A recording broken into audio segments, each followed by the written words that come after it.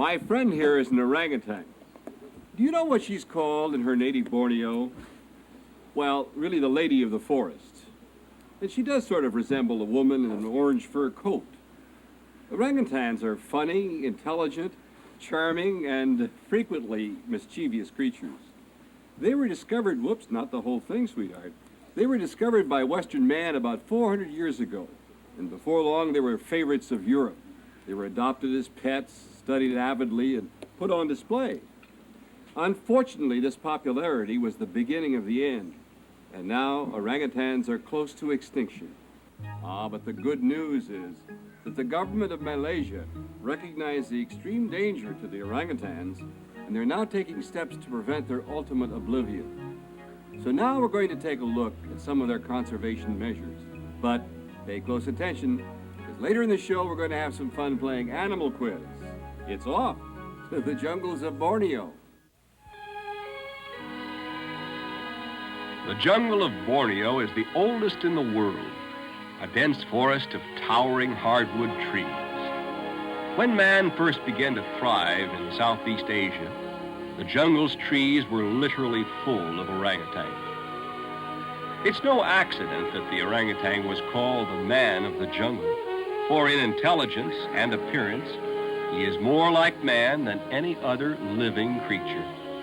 Even the cavemen of 35,000 BC felt such a warmth and affinity for these gregarious animals that they sometimes kept them as pets. Anyone who's ever seen one knows they're lovable.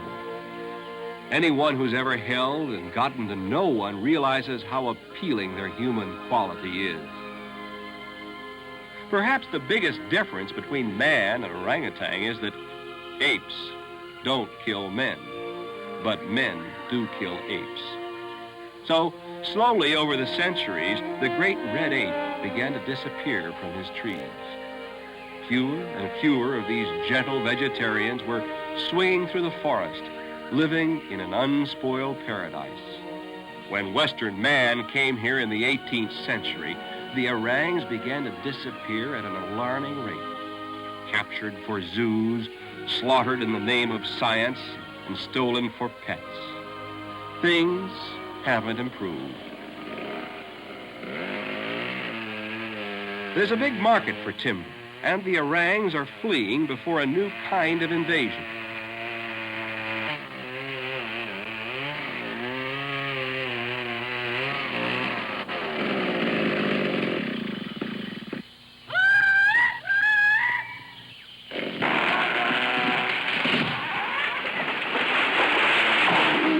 Now we're even depriving them of the very trees they live in.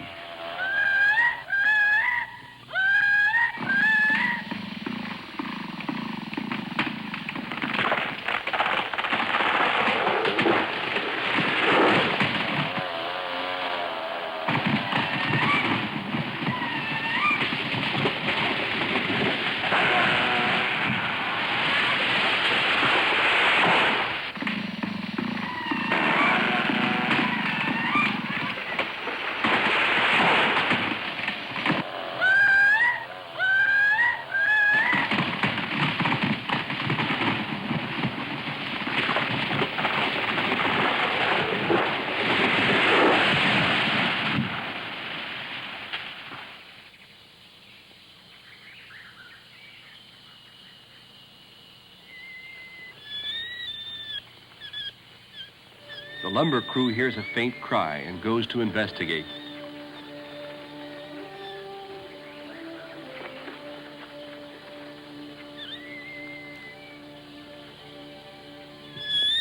The men find a frightened, sobbing baby orangutan. Its mother probably killed by a falling tree.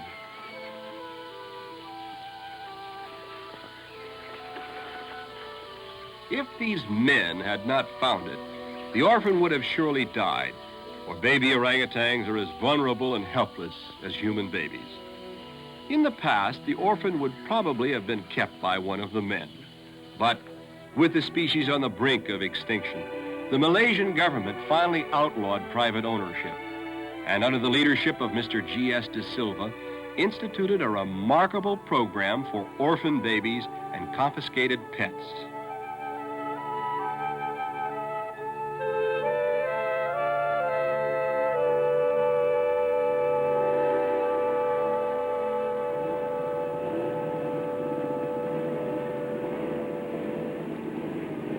It's a long road from the coast and civilization to the Sipalak Forest Reserve, 10,000 acres of virgin rainforest deep in the jungle of Borneo.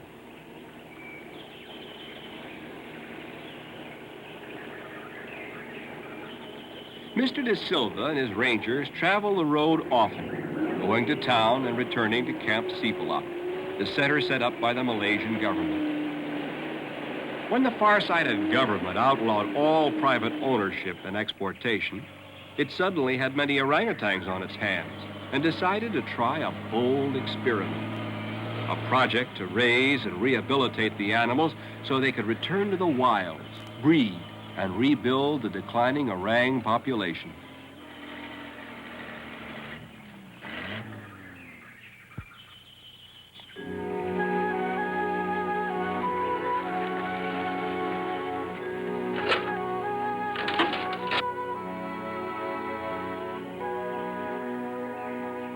The men's comings and goings are always an object of great interest to Camp Sipalak's inhabitants.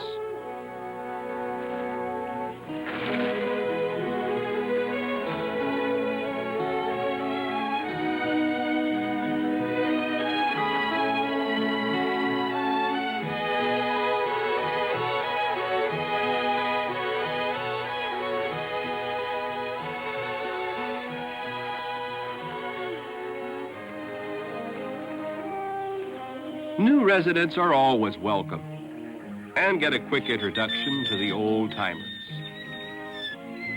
At Sipalak, the animals live in their natural surroundings.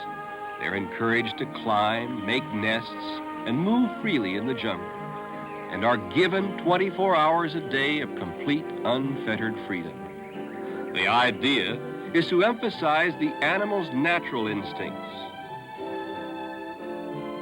But the new arrivals need a little time to get established.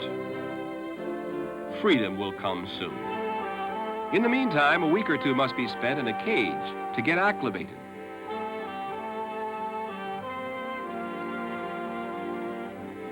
When an animal comes here, it's placed with others of its age group. It's fed and exercised under supervision and observed by staff and residents alike.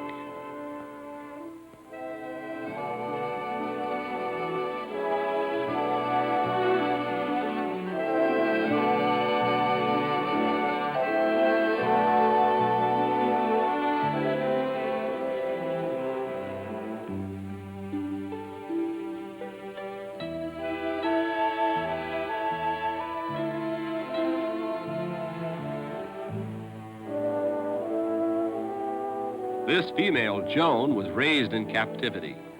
She, like other adult orangs here, has gradually ventured away from the world of men and deeper into the jungle. Joan mated with a wild orangutan in the forest, and in 1967 delivered her offspring in camp. But sadly, there are always motherless babies here, some of whose parents have been killed by unscrupulous traders. In the past, the fate of these creatures would have been captivity. Today, their future and the future of the species may yet be freedom in the wilderness.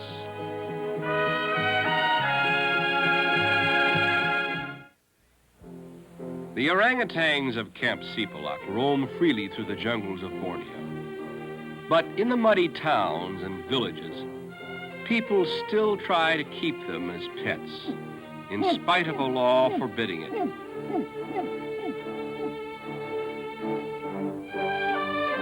The law was instituted because the classic way of getting orangs has always been to kill the mother. Mr. De Silva's rangers have been told that someone here is keeping an orangutan and they've come to investigate. Pet orangs are almost invariably kept in miserable conditions, and this one is no exception. They remind the man of the law and tell him they must take the animal. But he says he won't give it up and refuses to tell anything about how or where he got it.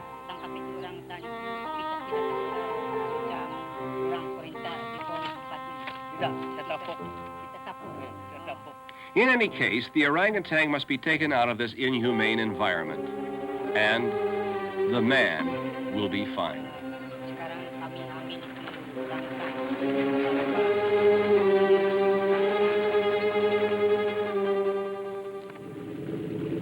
The new stringent law forbidding exportation of orangutans has pushed their price up to $4,000 each and made smuggling them a lucrative business. Patrol boats are kept busy checking the Sulu Sea for illicit traffic. This boat is suspect, for it was caught once before.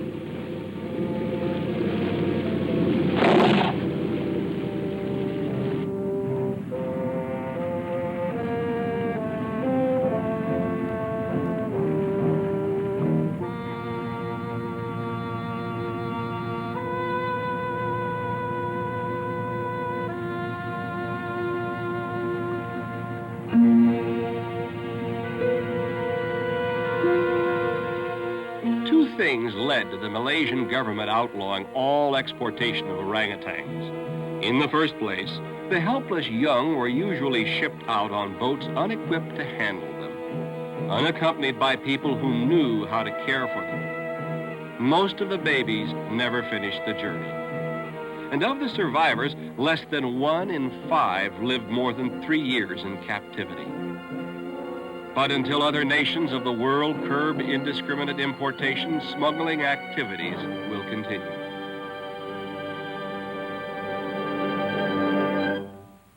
Mr. De Silva's suspicions are confirmed.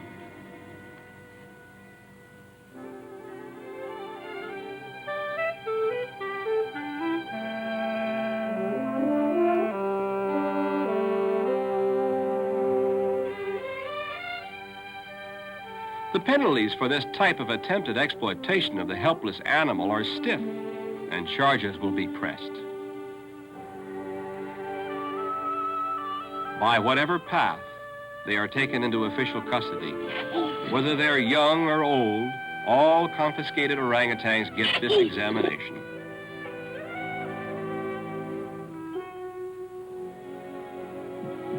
Things sound pretty interesting in there.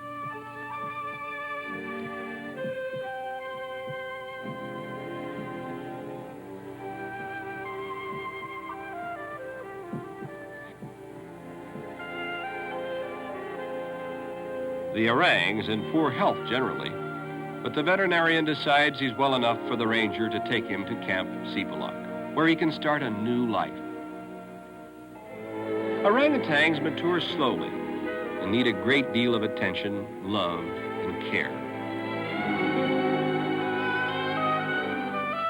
They take to human mother substitutes extremely easily. Their development during the first year of life compares very closely with human development.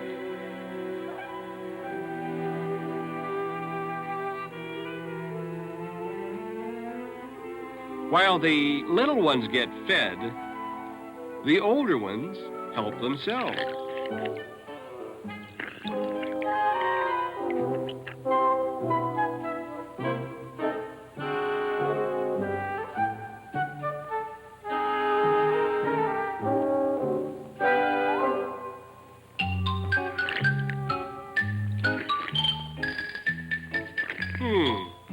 Looks like Emily Post hasn't been through this part of the jungle.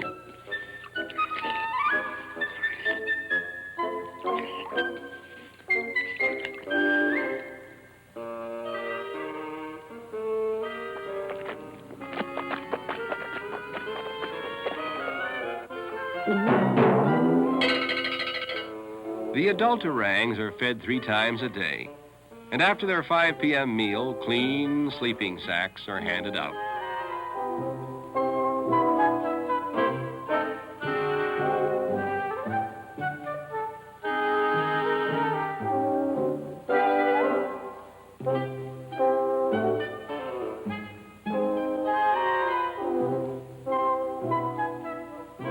The animals get lots of fruit, plus green vegetables, eggs, milk, and porridge.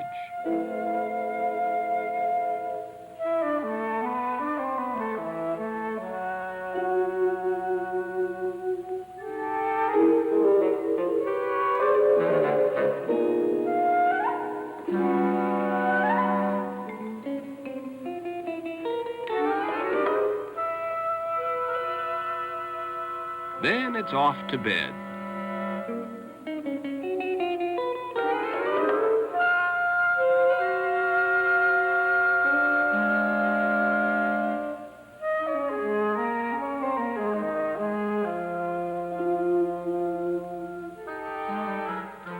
Wild orangutans make sleeping nests in trees, and when it's cold or raining, cover themselves with leaves and boughs.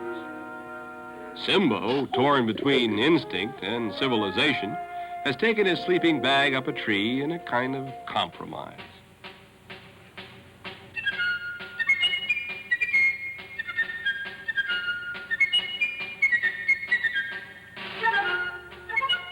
He's working out just the right arrangement.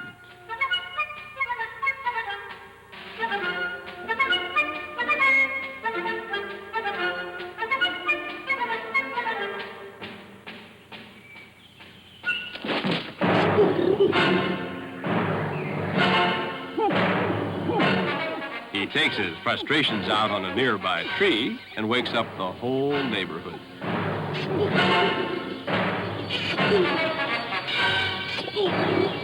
And so we come to the end of a perfect day at Camp Sepulak. In the jungles of Borneo, the sun rises early and blazes brightly. Within a few hours, the temperature will be 90 degrees and the humidity 99%. All of nature's creatures get a move on early in this part of the world.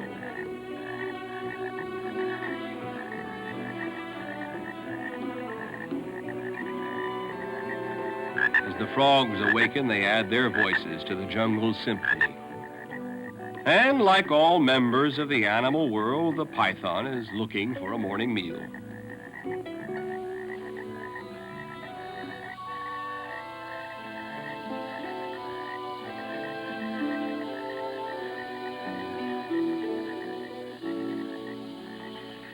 With the sunrise, the camp at Sepulak starts to come to life. And sleepy orangutans begin to stir.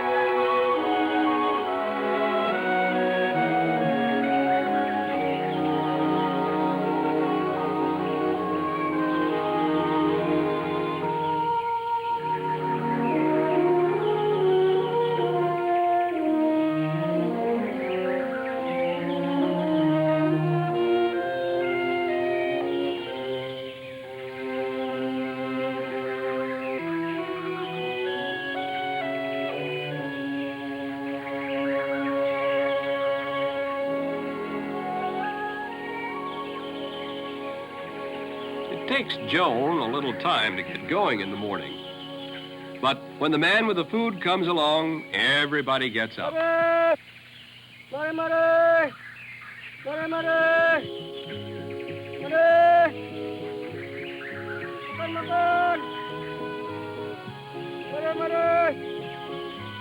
orangutans are periodically taken away from the camp and out into the jungle for their meals. This is part of their gradual reintroduction to living in the wild. The trouble with running a place like Sepulak is that the animals know when they have a good thing going. They like the delicious free meals, the company, their comfortable sleeping bags, and the atmosphere in general. So they have to constantly be encouraged to go into the jungle.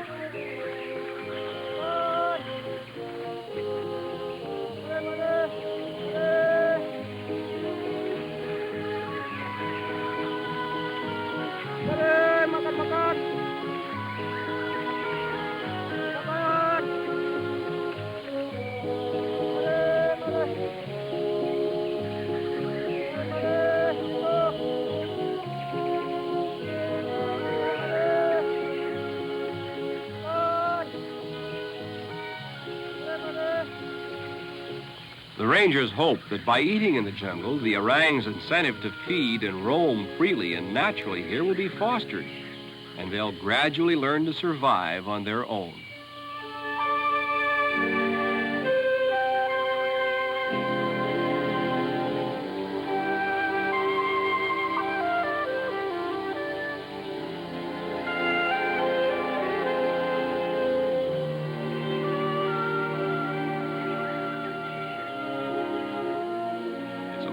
was quite a picnic.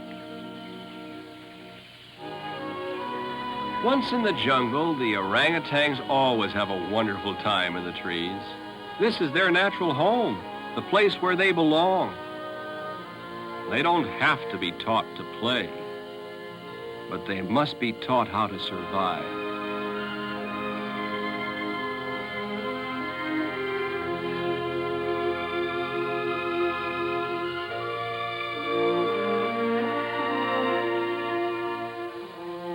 The program of putting the animals back into the jungle is a noble experiment, but it is still only an experiment. The orangutan is threatened with extinction within the next decade. If this experiment works, if complete protected reserves are created, if smuggling is suppressed, if research on wild orangs is carried out, they may have a future, swinging freely and happily through the trees of Southeast Asia.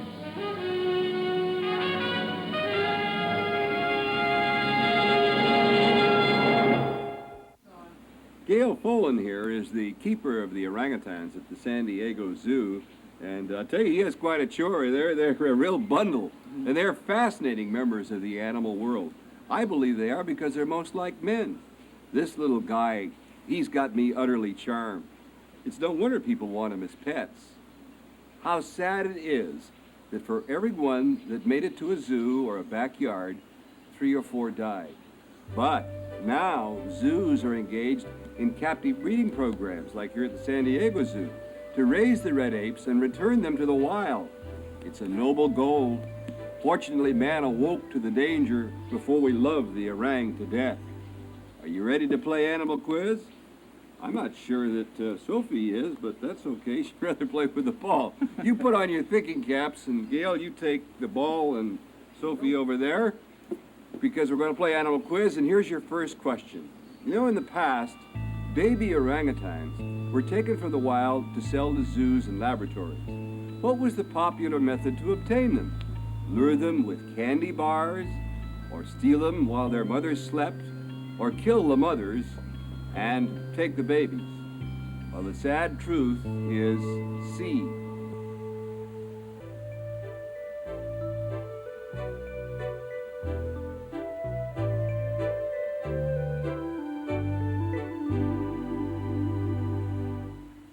The only way to get a baby orang is to kill the mother.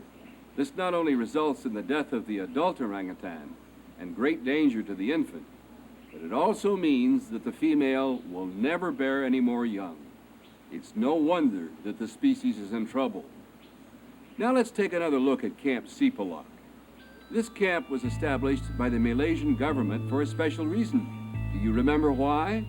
Was it to give the orangs a place to sleep, prepare them to return to the wild, or be a halfway facility before sending them to zoos? Did you answer B, to prepare them to return to the wild? Well, that's very good. By emphasizing the animal's natural instincts, it is hoped they can be returned to their natural habitat as self-sufficient members of the animal world. Well, how are you doing with the questions so far? Here's your next one. Do you remember the patrol boats that were searching for the smugglers? Now, this is tricky. What sea were the rangers patrolling in their boat? Was it the Sulu Sea, the Mediterranean Sea, or the Red Sea? Did you answer the Sulu Sea? See if you can answer the next question. This man is leading the camp's orangutans into the forest to eat. Why? He thinks he's the Pied Piper. They make a mess eating in a camp. It's part of the program to get them used to the wild. Did you answer C? To help them get used to the wild? Well, that's absolutely correct. The rangers hope that this activity will encourage the apes to gradually learn to survive in the forest. Now let's see how you do on this last question. Where do the orangutans in the wild spend most of their time? In potato sacks, in the trees, or lying on the ground? Of course, the answer is B, in the trees. Did you know that orangutans are called arboreal creatures? That means they live in trees. Well, Gail's back with Sophie here. We're going to go off, aren't we, and play with the toys. But we hope you enjoyed and had fun playing Animal Quiz. We'll see each other soon. But in the meantime, be good to animals. Why? Well, it's good for everybody.